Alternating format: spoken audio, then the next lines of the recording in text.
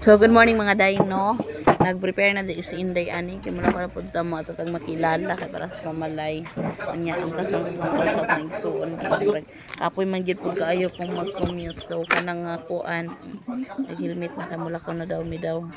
Ug mga day na namin mga tanaw dayon ang gilupad kay para dali rami maabot. Nya kay hapit man mi makilala guys mo to pag-abot namo kay nakita din sa mga itago din og iyang pangasawa mo na nga malitan ng kod ni dayon kay para di na may magbalik sa mga abot ang pinanser namalit siya guys.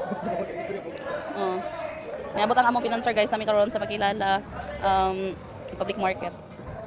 Para na iyang gipamalit. Hey guys, nakapamalit na sila. So mo na kulang na lang na ang gipamalit no. 5 lang sir. On pito. Gumagi sir, layo ang palengke sir.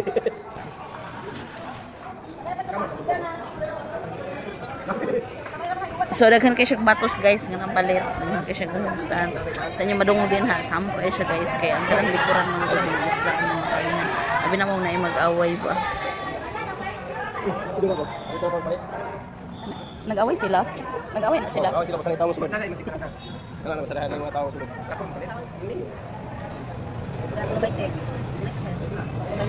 Pagkahuman na mo pamalit guys, motolar ko na may uli para sayo-sayo pag makapahuway pa po sa kuha ng oras na guys, mga alas 4 naman siya. So tigloso na yun siya upan hapon yun mo nakalar ko na may uli, wala na may mga naglaag pa kay mora man dito yun na mga dito sa palengke nga namin sa kuan guys. So mo na siya ang dadan guys nga magian guys.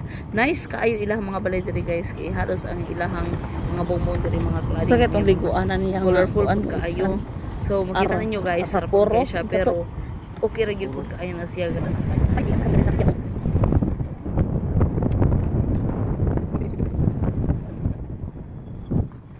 Wow, Marco.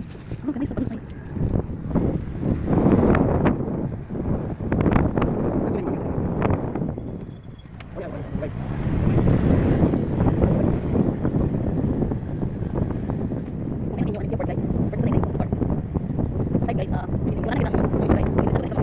So, happy to may maabot ani guys. Mo to tama-tama gid pud ang biyahe kay mga 3 hours gid mo ang biyahe na abot ra gid mi diri sa amo ang paingnan. So far wala pud mi nasaag. Gamay lang kay nalampas gid mi sa Kidapawan.